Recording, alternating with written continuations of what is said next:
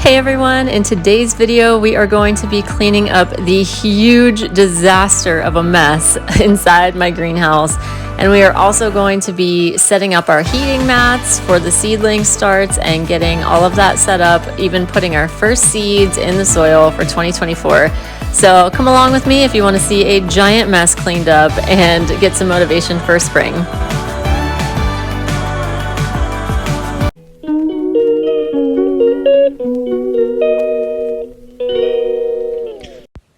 Happy spring, everybody! Thanks for joining me today. And if you are new here, my name is Anne, and I live on a 65-acre farm property with my husband and my 3 kids, and goats, chickens, ducks, dogs, and homing pigeons, as well as a hamster. But anyways, today we are cleaning out my disaster of a greenhouse. I kind of just shoved everything in there in the fall and figured I'd deal with it in the spring, and now it's time to deal with it. So now we have to clean up this giant mess because here in Western Pennsylvania, it's the beginning of March, and that means it is time to start our earliest seeds, the stuff that needs to be started indoors 8 to 10 weeks before you move it outside. It is time to get that going. And so it is time to, yes, face the reality that is this monstrosity. And we got to do something about this. So I'm in here today to clean this all up, and my goodness, is it bad in here. Like, I don't even know how this happens. I really don't. I mean, I guess I get busy during the harvest season and the canning season, and everything just kind of gets shoved in here, thrown in here haphazardly. The wind, when the windows were open, the wind blew and like knocked everything off the shelves. It's just a mess. But the one thing that's in here that's looking good is my rosemary. And these I put in here over the winter next to the heater because rosemary does not overwinter well in our area. So it does need some extra protection. Those other 2 pots, those were some seckel pears that I planted, trying to germinate those. But as you can see, there is just a whole array of disaster everywhere you look. And we're going to get started on that now. The first thing I'm going to do is drag everything out of here except for a few of the shelves so that I can sweep the floor and just try to clean this up a little bit.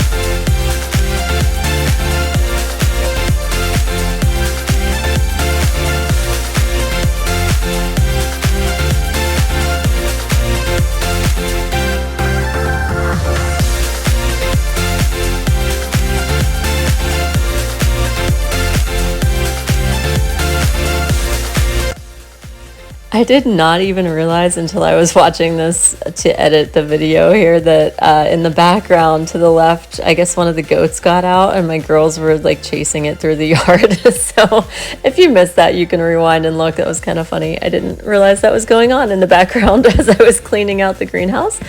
But it's always an adventure on the farm. We have one goat that really likes to escape, and all the other goats are fine, but this one, he likes to get into the duck pen. He likes to run out into the yard. He just always wants to be somewhere other than inside the fence. So I believe that's the one that got out in the background there. But we did, well, not we, but my girls did manage to wrangle him up and put him back in this pen. But oh man, goats are an adventure. Do any of you guys have goats? Let me know in the comments.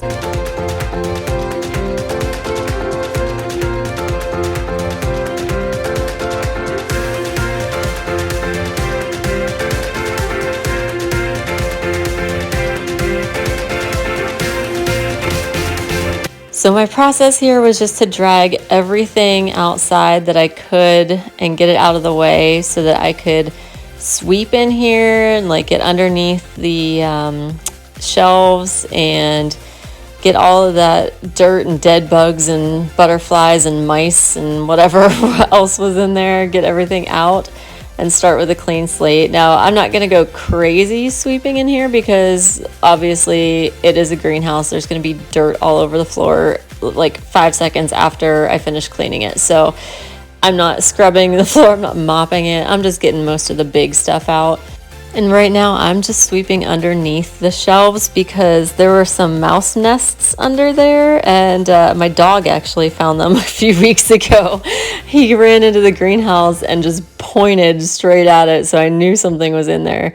And sure enough, I lifted it up and out ran a mouse, and he was right after it. But that is why I'm sweeping underneath. I was also finding like mud wasp nests and all kinds of stuff in there. So we definitely have a wasp problem in the greenhouse. That has been a constant struggle, but as of right now, it's still been cold enough. They haven't shown up yet. I am not looking forward to when they come back, but we deal with that when we get to it. But anyways, that's why I am like looking at the bottom and trying to like be really careful to make sure I get all the wasp nests out of there so that if they laid any eggs in there, they're not going to hatch and all that good stuff. But then I'm just going to move these shelves over and sweep the other side of the floor.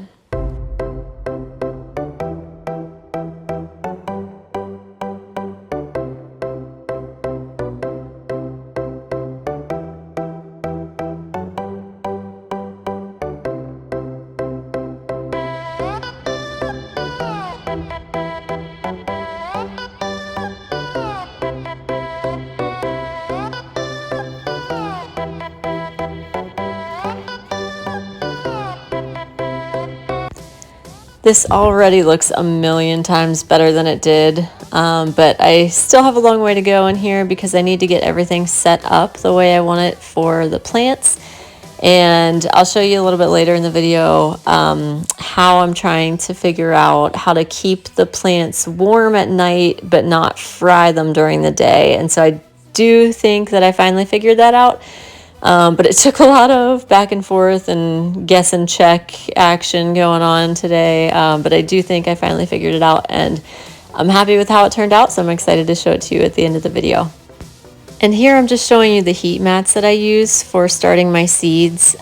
These have a thermostat on them, so they kick on when it gets cold and they turn off when it gets warm. But more about those later in the video.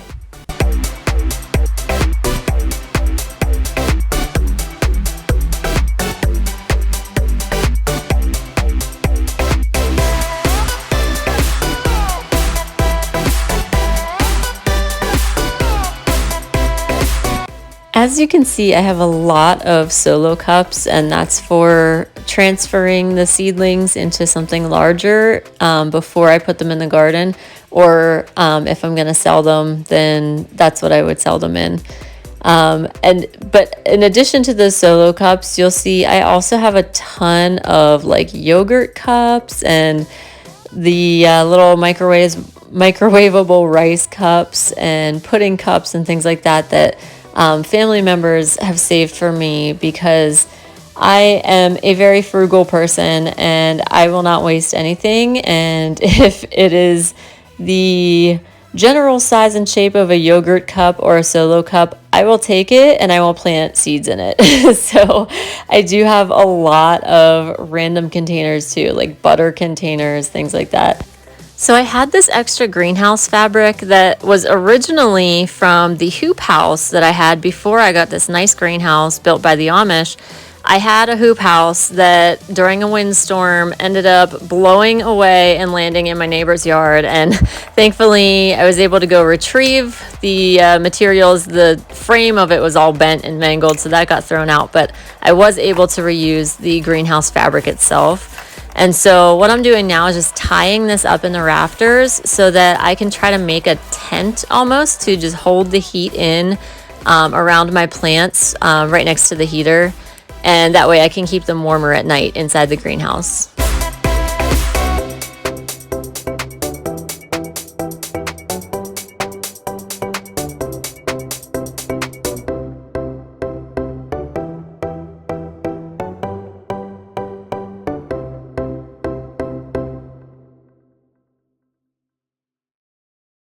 So I just finished setting this up and I think this is gonna work. I'm pretty excited about this.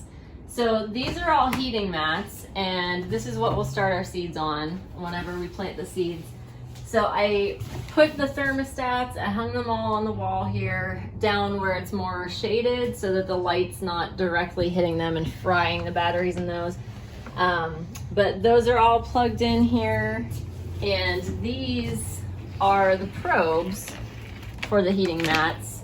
So this is what you would stick into the soil, and the thermostat is gonna be able to tell the temperature of the soil and know whether or not to kick the heating mat on. So that's what all this is. And this is our natural gas heater that we have running overnight when it's cold out, mostly like in the spring and the fall. I have had it running this winter for my rosemary plants because they do not overwinter too well. So I did have it on for those. But this was actually just an extra piece of greenhouse fabric that I had. So right now I have it tied up with a bungee cord, and that's how it would be during the day. But at night, when the sun goes down and it gets cold, this is what we will do. Just unhook it, the bungee cord, and this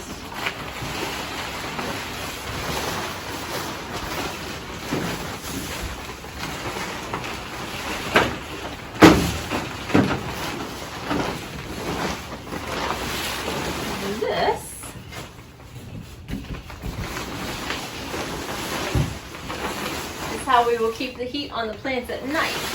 So this greenhouse, we had an Amish family build this for us, which was awesome, and it's super well built and strong. But the way that this corrugated plastic is, it does get pretty drafty after the sun goes down. So the wind can get in and things. So I wanted to find a way to keep the heat on the plant so it didn't get too cold at night.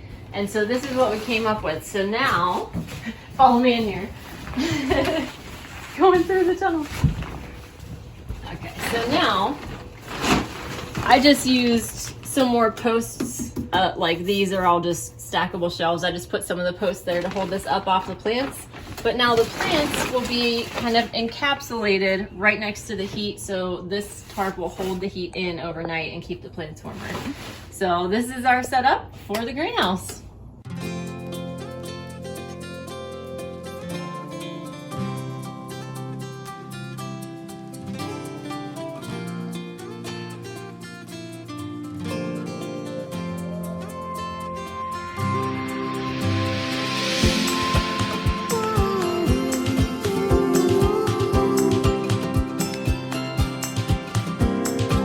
So here I'm just showing you the plant tags and the special marker that I used to write on them. It's specifically designed to be used in a garden, so the ink does not fade from UV exposure or from exposure to the elements.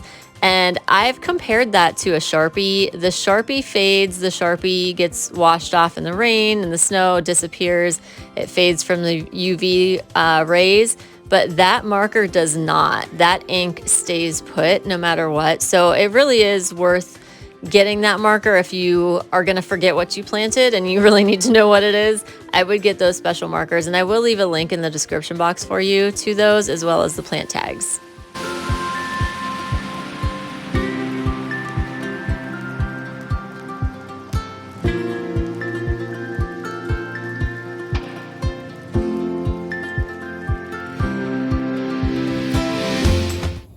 It's official! First night with seedlings in the greenhouse. It is March 1st, 2024, and we got some stuff planted. We got some perpetual spinach, which is actually a type of Swiss chard. I talked about that in my last video.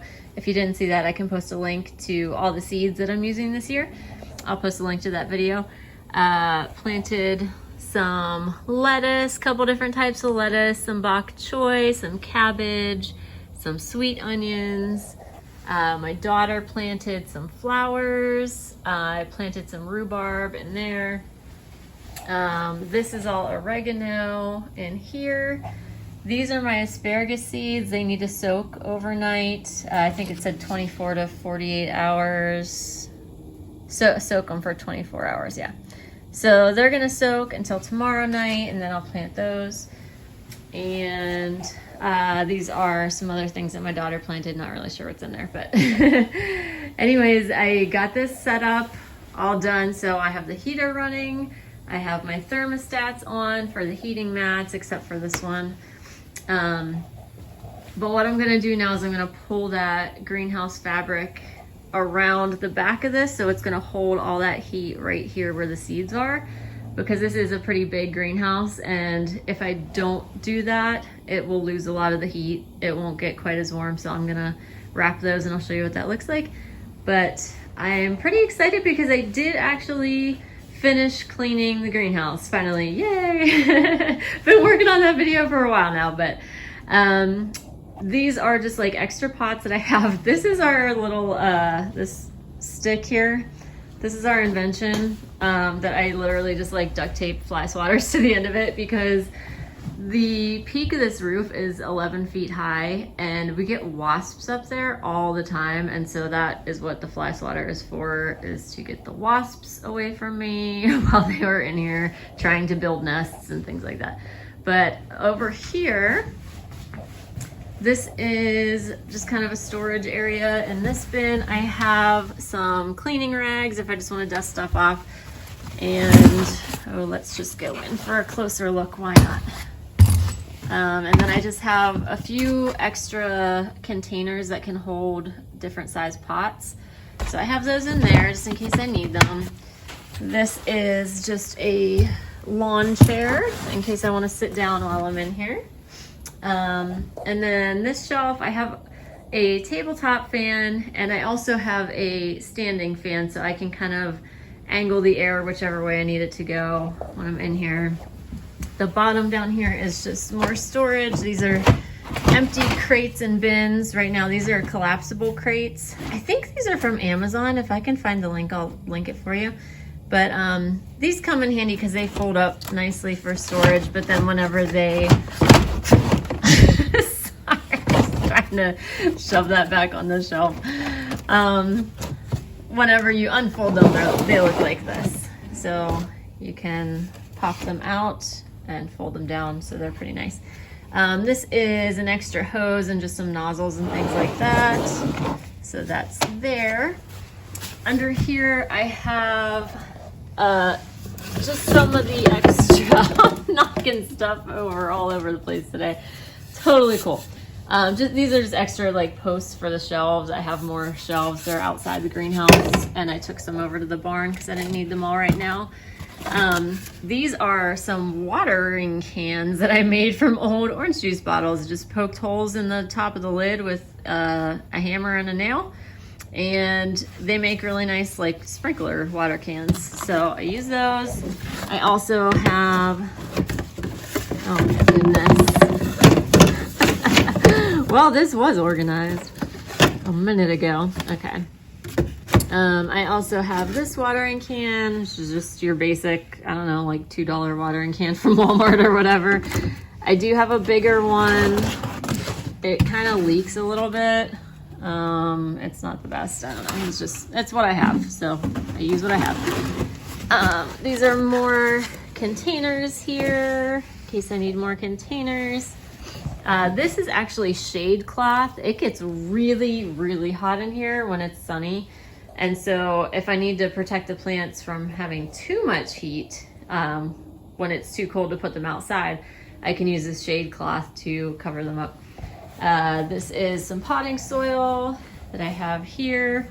I was really intentional about trying not to put anything underneath the windows so that it's easy for me to get to all the windows to open and close them, because that is a multiple time a day thing that I need to do. Just with the sun coming out, it gets really hot, so I have to run over and open the windows. When the sun goes down, it gets cold again, I have to close them. So so anyways, I try to leave the space underneath the windows accessible. So I have 5 windows in here. There's another one, little thermometer there, and then I have 2 one on either side of the door, so 2 on that wall there.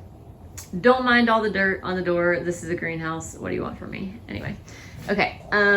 Next over here, these 2 shelves are all for potting plants. So this is like my potting area here.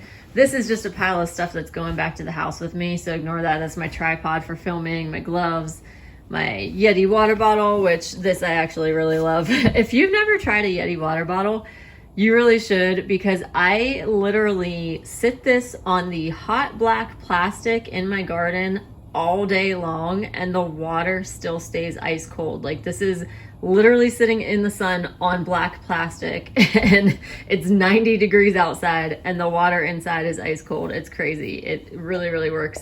So they have them in all different sizes, colors, different styles of lids if you prefer, like, you know, different kind of lid, whatever. But anyways, I can link this for you if you want. This is nothing special, but I have a cooler over here because I store my seeds in the freezer in the off season. And so when I bring them over here to plant, I bring an ice pack and I put all of the seed packages in here with an ice pack so that I can keep them nice and cold and stick them back in the freezer. And that way they're not like hot, cold, which when it fluctuates a lot, you can lose the viability of the seed. So you want to keep it at a constant temperature as much as you can. That's why I keep them in a cooler with an ice pack when I'm over here planting seeds. So that is pretty much the greenhouse tour. This is a bag that we just emptied, so this is now my garbage can. And some leftover seeds from last year that we planted for a food plot, and a broom, you know. The rosemary, just kind of hanging out on the floor right now. It lost its spot in front of the heater because we just put all the seedlings there. But I think for the next like 7 to 10 days, it's not supposed to go below freezing overnight. So this should be fine. It is a perennial, and well, mostly a perennial. It can be a tender perennial. In our area, it can be hard to overwinter it, but as long as it's above freezing, I'm sure it'll be fine in here. So I'm gonna close these guys in for the night and show you what that looks like. Give me 1 second. Okay, so I just took the bungee cord off of that and spread it out around the plants, and it is so warm right next to this heater. I just wanna stay here because I'm freezing. It got really cold really fast tonight. But anyways, it makes this nice little tent. See, it's all closed in up on the ceiling here and creates a nice little tent so that all of this wonderful, glorious heat will be collected here and trapped to keep all of these seedlings warm. Then in the daytime, if it is a sunny day, what I'm gonna do is just take all of this stuff and put it on the floor, especially after it germinates. I'm going to just set it in the middle of the floor over here because, like I said, this roof is 11 feet high, and up at the top, it gets in excess of 120 degrees Fahrenheit in here during the day when it's sunny. It's actually been like 130 sometimes on a really sunny day. And so I don't want to fry my plants, especially when they're young and tender like that. So I'm going to set them down on the floor, and that 11-foot difference is going to make a huge temperature difference too. So that'll prevent them from frying, hopefully. So that is the plan for my plants for this year. I am excited. We have a lot more plants to start, obviously, but a lot of them we don't start until later because it is not time yet. I'm in Western Pennsylvania, and really you have to wait until the end of the end of May to put anything into the garden. So the rest of that stuff is gonna be started later, but I will keep you guys posted. Thank you for watching. If you're not subscribed yet, go ahead and hit that subscribe button and ring the bell for notifications. I will leave the links I mentioned down in the description box, and if you like this video, give me a thumbs up so I know that you like this kind of content, and I will know to make more of it for you. But happy spring, guys. I hope you guys have a great day. Take care. Bye-bye.